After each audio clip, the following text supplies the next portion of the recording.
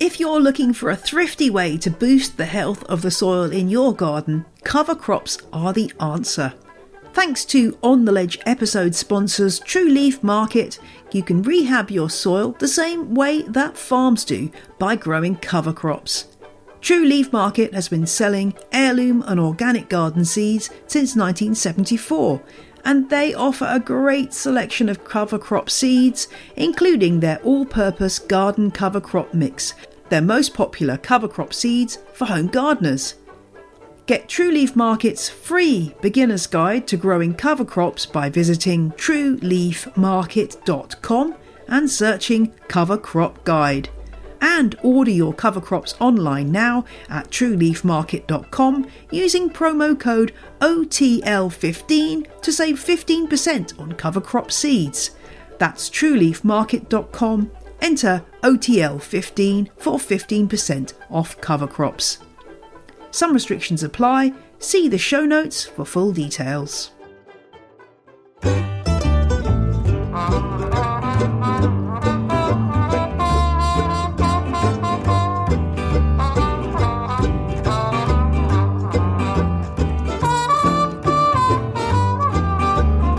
Hello and welcome to On the Ledge, the podcast about houseplants. And don't worry, you can still listen even if you have no window ledges in your home. Yes, this is the Houseplant podcast, started way back in 2017, bringing you houseplanty chat and info pretty much every week since then. And in this week's show, I visit Sutton Coldfield, which is on the outskirts of Birmingham, to chat to orchid grower Kevin Wigley about some of the plants in his collection.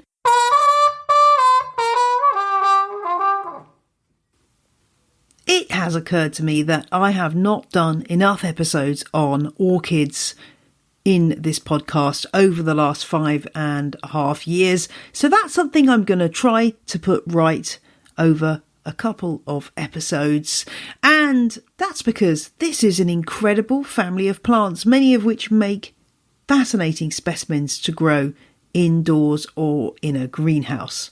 So join me as I chat to Kevin Wigley about his collection and some of his favourite plants. Kevin, I am joining you in your orchid room. It's busy in here. That's one word for it, yes. Where did this all start, Kevin? How did you get to having a whole room full of orchids?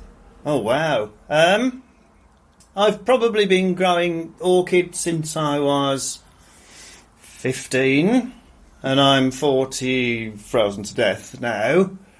So, yes, that's quite a lot of years. There's been more or less plants in the collection over the years, but yeah, we're at probably maximum saturation levels now.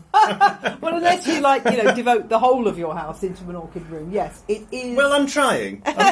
You are. I can see that there's plants creeping into most areas here. It's a fantastic collection, and you've got some of the kind of top of the pops of the orchid world here.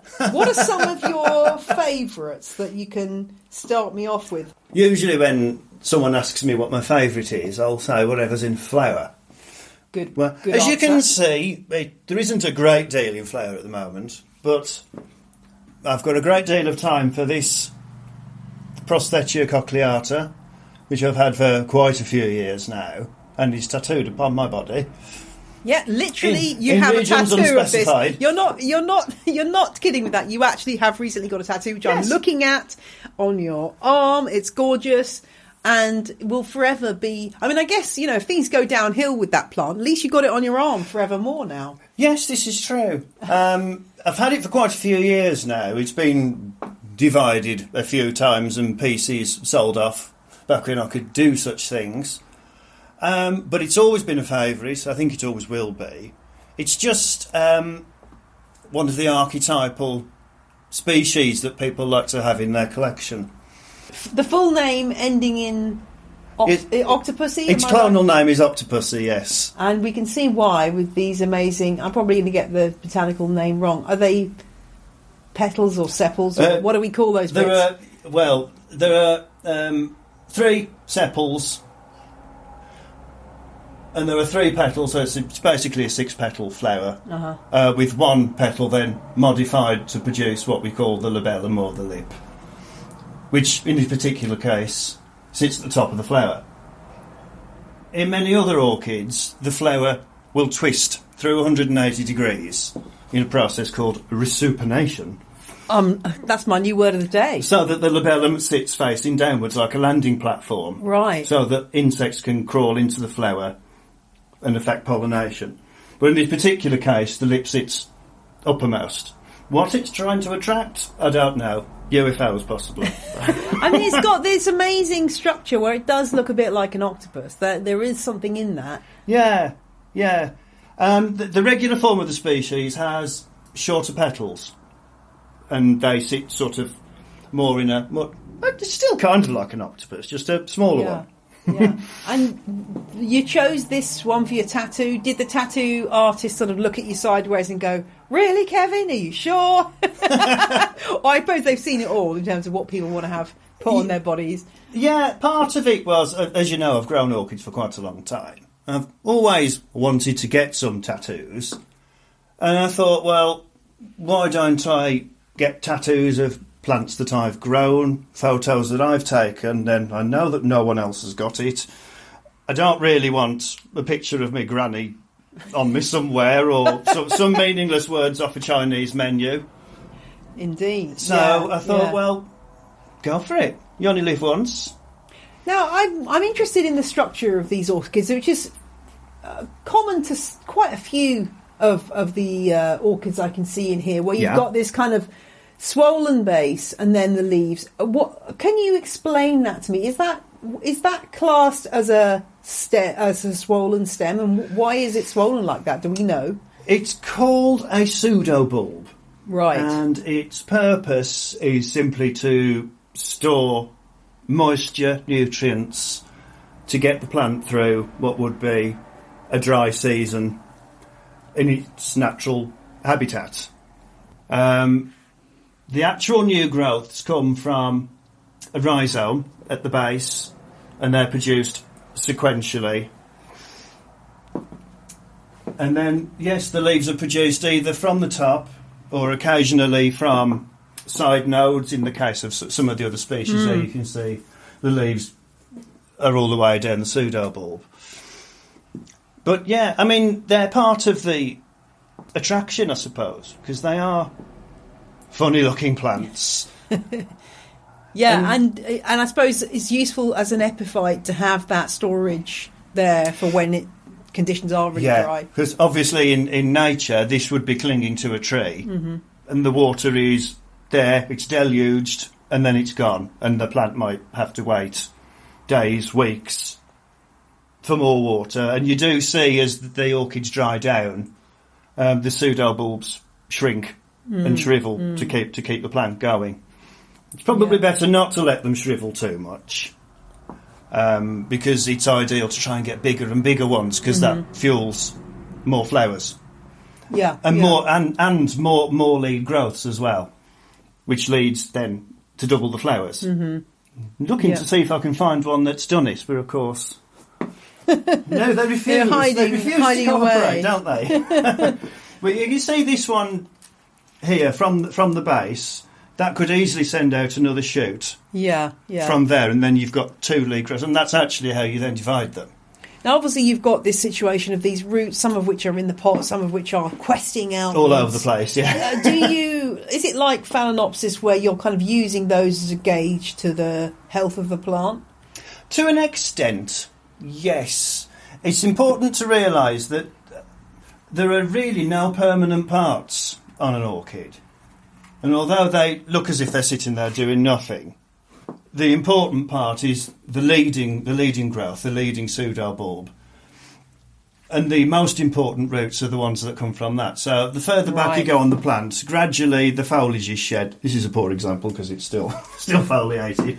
But you can see on this catleaf, for example, the old foliage is shed. Gradually the old roots will die away from inside. and as also all the energy is pushed forwards into the leading part of the plant. So you would need to keep those bare pseudobulbs there, though, because presumably they are still serving a function. I mean, at some point, could you take that big plant out of the pot and chop it up, or would you just... Yes, as long as they're green, they have some benefit to the plant, even if they're just photosynthesising. Yeah. But yes, you can actually use bat bulbs in a lot of species and hybrids to propagate from. Yeah, okay. And what you can do is, rather than taking the plant out and disturbing it, perhaps unnecessarily, some don't like it, you can take a pair of sterilised secateurs and you can make a cut in the rhizome at the base of the plant, and then it will produce a new growth from further back. And then once that's established and going on its own, you can take the plant out and divide it. Okay. Sort of propagating without having to do anything. Yeah, well, that sounds like my kind of propagating here. It's much less work.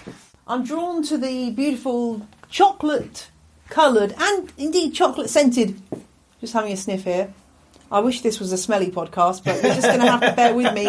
It's kind of chocolate vanilla. It smells a bit like it's like white chocolatey vanilla-y sort of smell. I was going to say it's like Caramac. Yeah. Probably international viewers, listeners aren't going to know what I'm talking about. This one's like strawberry. Caramac. Tell me about what orchid is this? That's an Oncidium. It's called Oncidium Cherry Baby. It may well have a clonal name, but it's long lost to the mists of time. It's a very popular plant, quite rightly. It's vigorous. It flowers regularly. It has a glorious scent, absolutely glorious scent.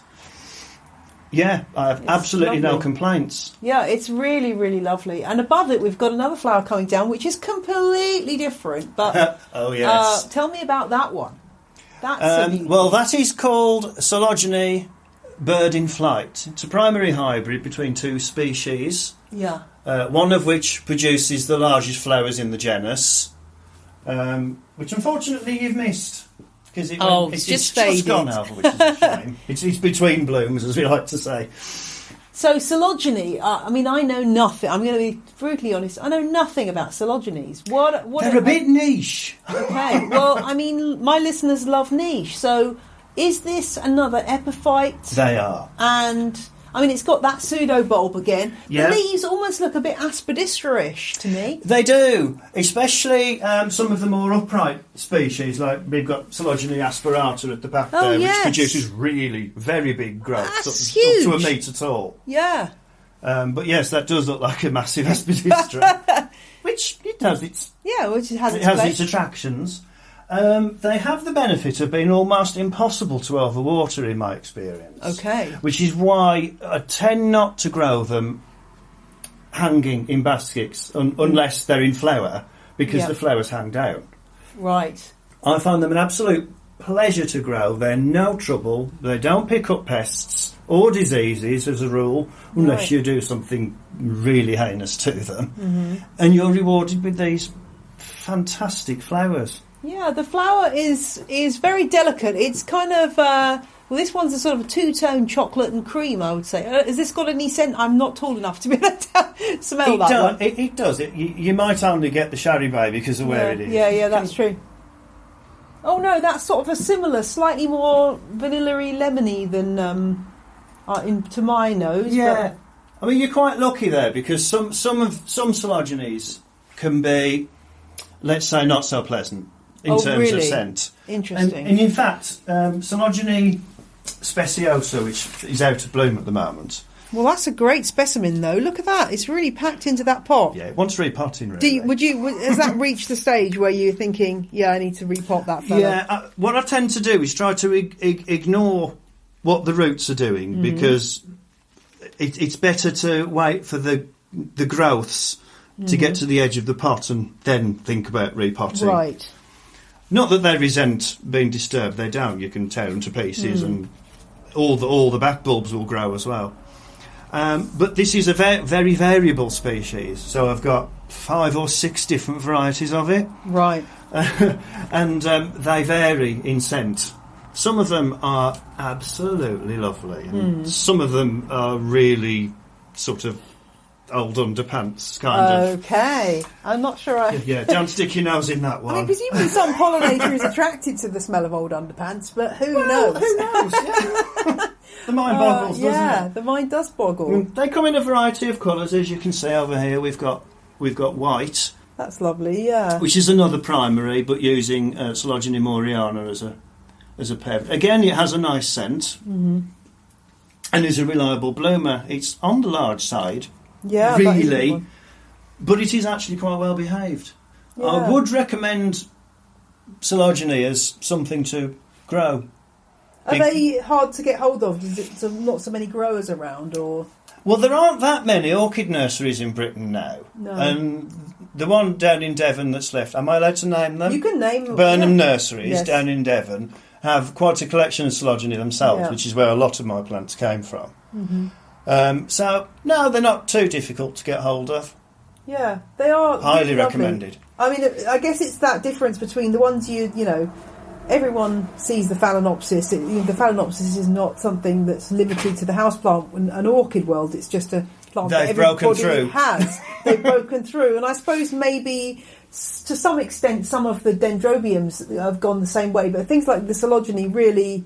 if somebody's got one of these in their house, you're going to suspect that they are a little bit more serious about their plants. I wanted to talk about Dendrobiums though, because I think they are breaking through to the non-house plant community. But I think a lot of people get a bit confused about how to grow them. I've had a couple of these, and I had one that I was looking after for somebody for about 6 months, and I was absolutely terrified because it was their mum's plant, and I was thinking, oh God, I'm going to kill this Dendrobium. Oh, that's the kiss of death, isn't it, if it's someone else's? But I managed to keep it alive. But I think a lot of people get confused by these stems and what to do with them once they've lost their leaves. Now, after our pseudobulb chat, I'm thinking the answer is... Oh, you can see what they are now. Whatever you do, don't chop them down. No. If it's green, leave it. Yeah, it's a simple rule, actually, and it applies to most orchids. If it's green, leave it. So is that classed as a pseudobulb, or is that just classed as the stem? It is a pseudobulb. They're usually referred to as canes on Dendrobium because they have a bamboo-y kind of look to them when they're out of leaf. But for each one down, this is a believed Dendrobium Cassiope. Oh, well done! First time. You can see that basically the structure of the plant is really the same as we were talking about for the Proseccia earlier. It has its leaves in a different orientation, and it produces its flowers from a slightly different place. But basically, there is a rhizome, which here is slightly underneath the growing medium, and new canes are produced sequentially from the growing point. Yeah. There's a word for it, which I've forgotten. Okay, that's all right. I mean, welcome to my world. Happens to the best of us, doesn't it? Dendrobiums, I think all plants. Sympodial, that's the word I'm trying to say. Oh, there you go. That's a great word, too. But this is the difference between something like a Dendrobium and an orchid like a Phalaenopsis, which is monopodial, and it grows a leaf at a time from a single growing point. It doesn't produce branches, it doesn't have the rhizome, which is why you have to be a bit more careful about not rotting out the centre of them, because it can kill them. But with something like this Dendrobium, the canes remain alive, often for years, sometimes not for years. The foliage is eventually shed. It might be after only one season, it might be after 2 or 3, they might be completely evergreen. But the principle is the same, really. I think the trouble is that, we have a sort of tendency to neat freakery. I've got a friend... Don't grow orchids if you want to neat freak. Well, no. I've got a friend, I'm not joking, I'm just going to... One of these Phalaenopsis is demonstrate. So my friend said to me, oh, yeah, I've got this orchid, Jane, and I'm thinking of cutting these bits off. And I'm going, what, those bits? And she was pointing at the leaves at this point, not the flower stem, not a spence, the actual leaves. And I said, well... Oh, dear. If you cut those off, you're not going to have a plant anymore. They're its food factory. I know. But I think that's an interesting point, because we kind of assume that people understand things, but actually, as we do take a lot for granted. I think. My orchid knowledge is not that great, I have to say, but it's really interesting to have that information, don't cut it off. Yeah. What about the roots? I mean, again, if roots are going mad... If the roots are alive, leave them alone. Yeah. The one thing I will say about wandering roots is it can sometimes be a sign that all is not well beneath the surface in the pot. Not always. Some will wander at the best of times. Right.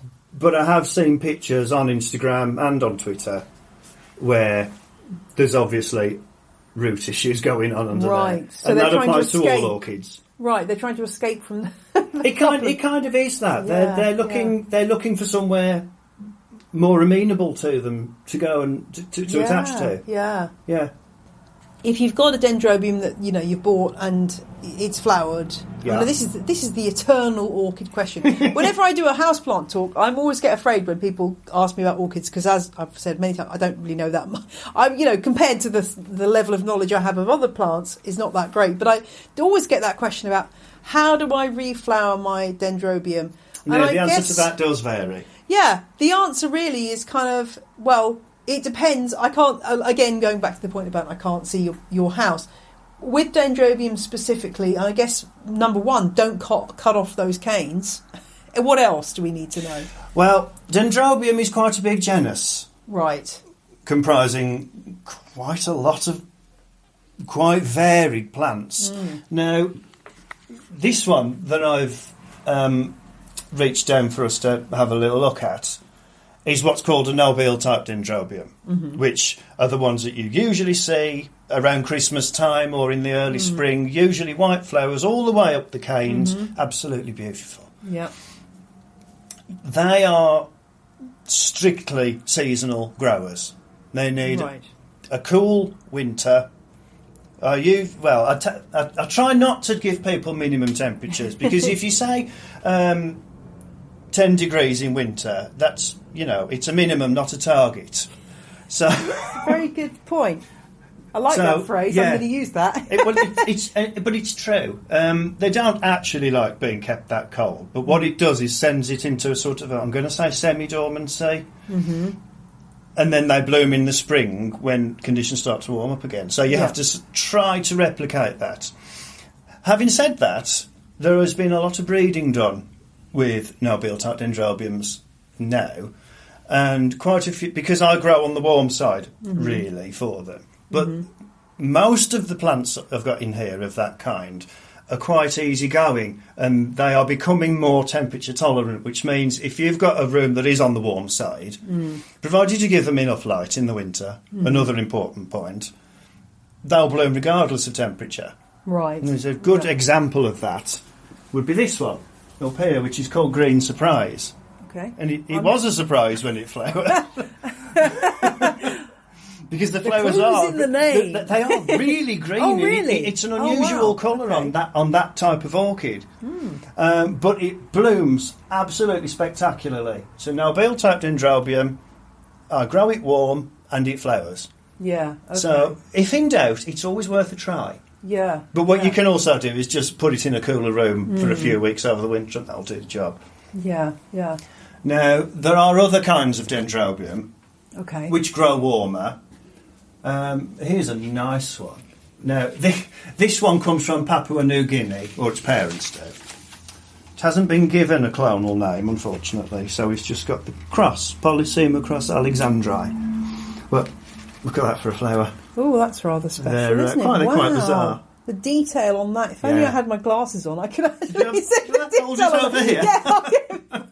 We were talking earlier about my failing eyesight, but that is very, very fancy, sort of pale lime green, chocolate cream, very, very nice. Yeah, and this type of dendrobium comes in quite a variety of colours, white being the speciality. They're quite often white with purple spots. Okay. They are absolutely stunning. Yeah. I find them very easy.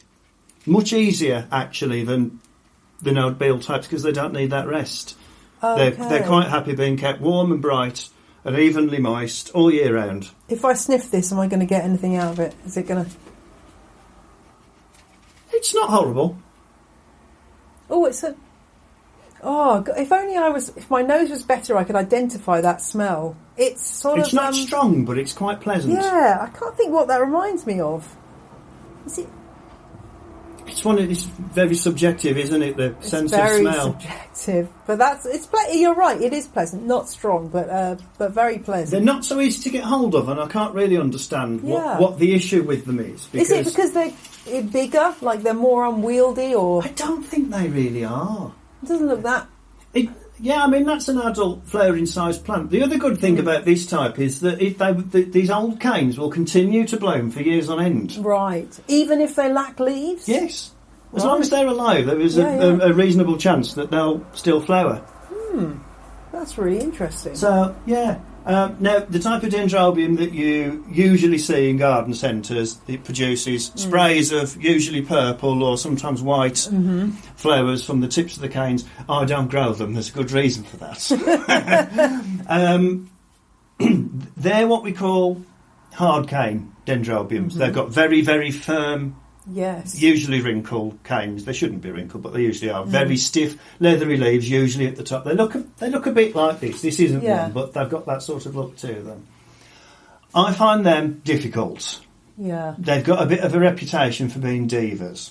So why? The funny thing is, why are they the ones that have become popular for sale? I can only think that it's beautiful flowers. Yes. Yeah. And they are, and they should. There is no reason for them to be difficult, but they do need high temperatures, high lights. You're looking for the foliage to be turning slightly purple for them to be getting the sort of levels of light that they want. I think what is actually happening, which is adding to the reputation, is, and this applies to a lot of orchids, is that the damage is done when you buy the plant.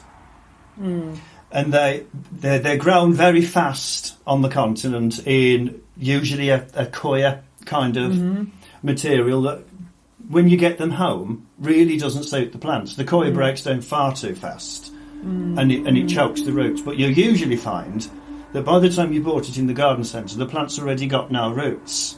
And they're very good at masking that for a long time. And then it takes a long time to bring them back. Oh, I see. So, well, I feel less bad now. Part of the reason that there's none here is because it takes so long to bring them back, and I've given up wanting to throw good money after bad. I'd rather wait and buy a decent plant to start with, and that's the case with a lot of orchids.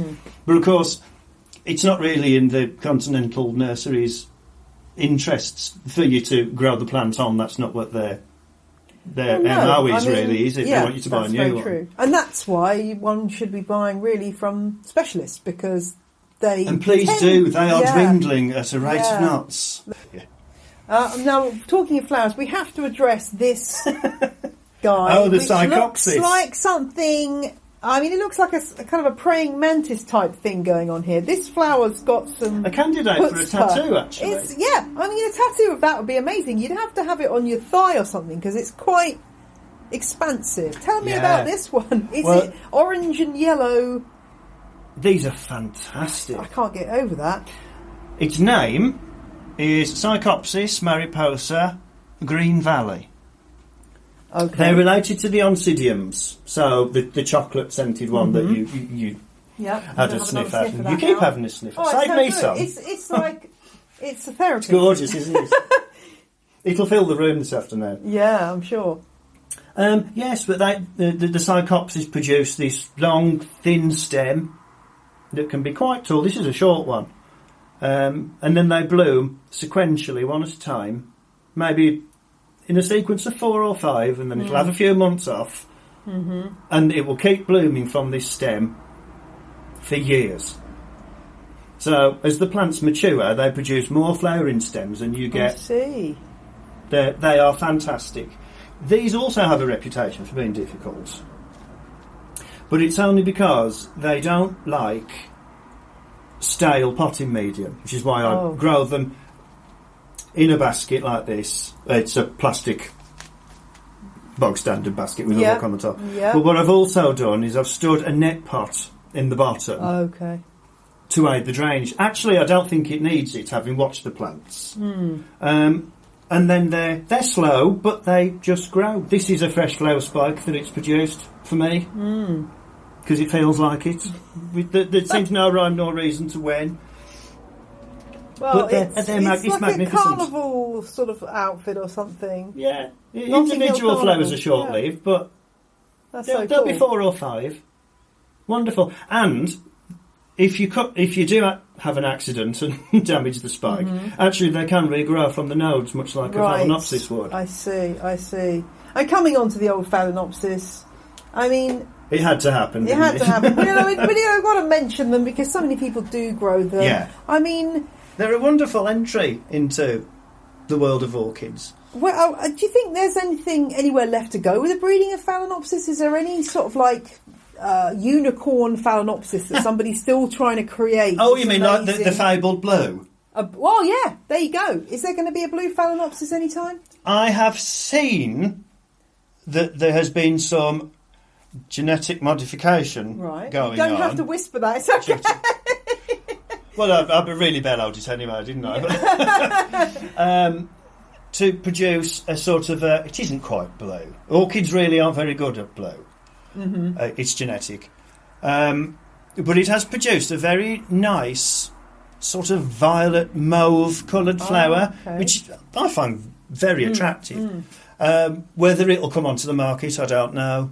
We'll have to wait and see. Yeah. Scent is another thing to look out for in Phalaenopsis. Here's one. It's a bit of a scratty plant at the moment, so. But yes, it does have a scent. Okay, I'm going to sniff this. Oh, yes, that sort of cinnamon. I'm getting cinnamon off that. Sort of spicy. Yeah, spicy. Sweet Definitely spice. spicy. Let's call it sweet spice. Yeah, I don't know what colour I'd describe that as. Pink. Spades are spades to Poet me. in Pink. me wants to tell you that it's magenta and It's citrus, but bordering you're right, on it is it's pink. bordering on Dark purple, pink. isn't it? It's Yeah, dark pink. I think that's yeah. Anything with Phalaenopsis violacea in its background will typically produce a scent. Violacea or Orbelina either, or they're sort of interchangeable, but not some days. Don't get me started on taxonomy. Well, no. I'm sure the orchid world is particularly juicy when it comes to the taxonomy. It is so hard to keep up. Yeah, the Cattleyas have been messed with, the Oncidiums are being messed with, the Coelogynes are being messed with. There's probably not one label in here that's right. Well, as long as you know what you're dealing with, then that's the plants themselves don't change, do they? It's only the label. Indeed, no. And oh yes, I was just looking unusual at that. Beauty.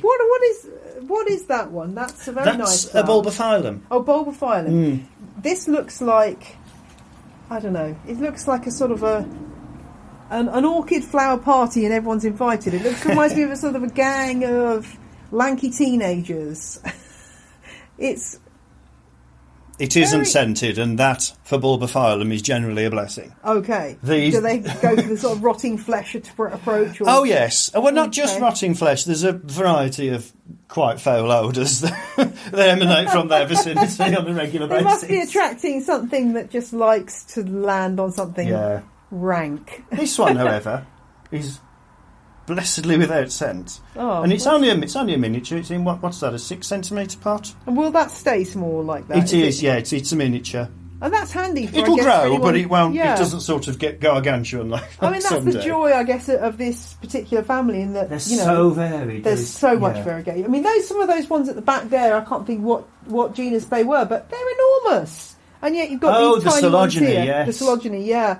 And then you've got obviously these really tiny ones. So there really is something for everybody. Is there anything else you wanted to show me that is noteworthy or particularly weird? I think you've seen everything that's in blue. I think it might be worth addressing the dreaded pests and diseases. Yeah, let's because talk they pests. never get discussed. No, it's a that's dirty true. word. That's true. I mean, we all have them. Let's be honest; they're everywhere. They are, and they're part of the ecosystem. They are a fact of life.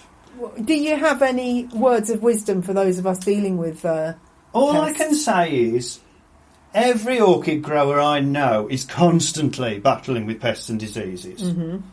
If they tell you they're not, they are lying to you. It just does not happen. The biggest offenders are here. You can see scale insect on that. Oh God, scale. Now, I had these analysed by a technician. I'm loving this scale analysis. And what did they say? Well, they're called Bois Duval scale, which is okay. I mean, that sounds so fancy. You can just you don't have to have got pests. You say, I've got but it Bois just means Duval that scale. nothing works. Oh, really? However, I have now renounced the chemicals, realistically, because most of the bugs now are getting resistant to them. The chemicals are getting banned at a rate of knots. So what I've taken to doing is cleaning them with either very soapy water or with meths, and I use an old toothbrush and scrub them. And, well, there's no coming back from that. And I suppose the good thing about orchids is that their leaves are quite, on the whole, quite leathery and tough. So yeah, it's a double-edged sword, because what it also means is that systemic chemicals tend not to work very well on orchids, because they've got, well, a lot of them have got very thick cuticles, and because they have this crassulacean acid metabolism that we like to talk about, their metabolism isn't very quick. So if you put a systemic insecticide on them, it takes the chemical so long to get round the plant that it will have denatured by the time it's got to where it's needed. That's a really interesting point that I'd never thought of. I assume it will be the same for cacti and succulents. See, now also, anyone playing the crassulacean acid metabolism drinking game can now take a drink, because we've mentioned I'm trying to mention it every episode. But that's a really good point. I mean, and as you say, the physical removal is probably the way to go. When you're doing the meths, what's your dilution on that? Is it doing the meths? It's neat. I don't mess about. Not in this house. And then you're presumably washing it off, are you? Well, there's no need, it evaporates. Oh yeah, of course. Okay. So I've just got it in a little... Yeah. This used to have body spray in it, obviously. Not mine. Scent of meths. It's a desirable perfume. Where did it be everywhere at Christmas? Yeah, oh yeah. And yeah, I find that it works very well for... And I just squirt it on willy-nilly. And that you don't find that causes any damage? It doesn't seem to. It doesn't seem to upset the plants at all.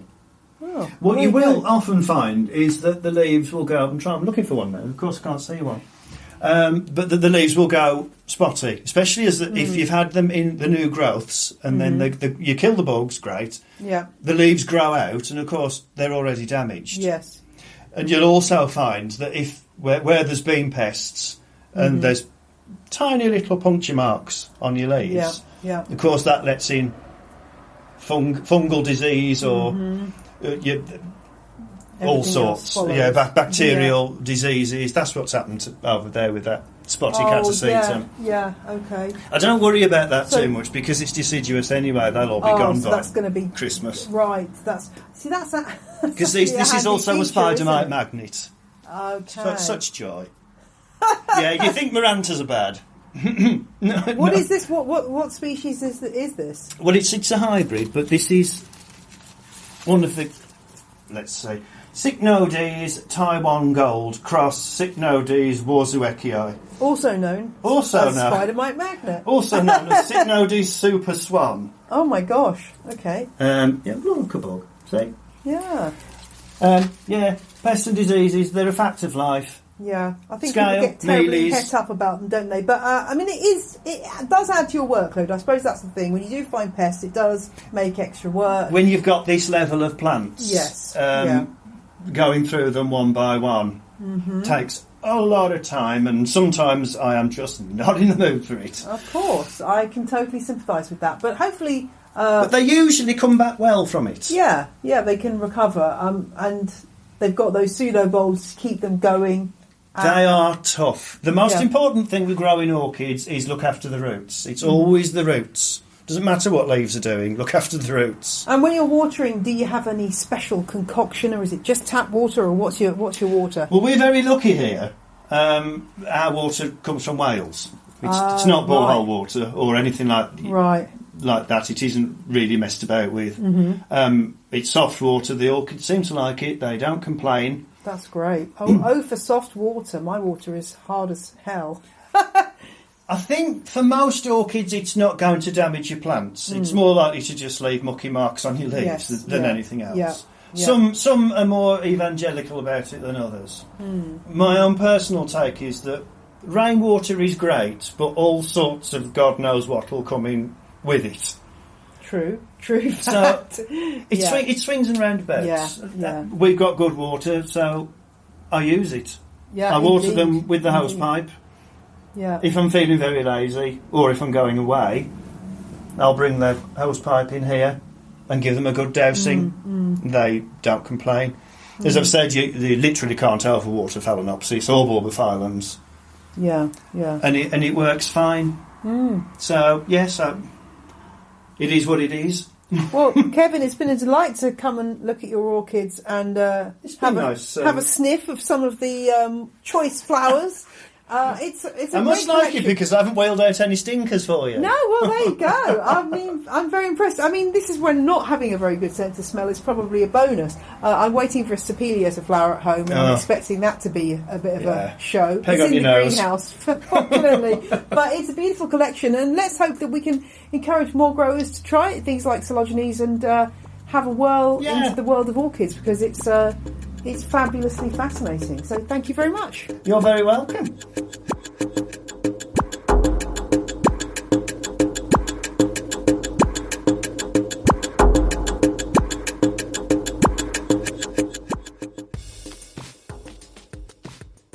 Thanks so much to Kevin for joining me this week, and do check out the show notes for images of some of the plants we talk about and more info.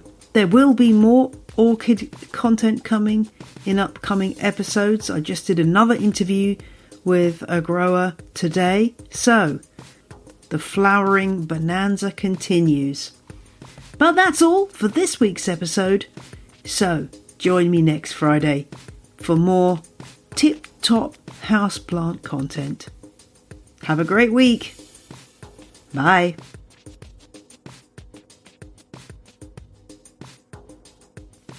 The music you heard in this episode was Roll Jordan Roll by the Joy Drops and Time to Move and Motivate by The Insider. The ad music was Dill Pickles by the Heftone Banjo Orchestra. All tracks are licensed under Creative Commons. Visit the show notes for details.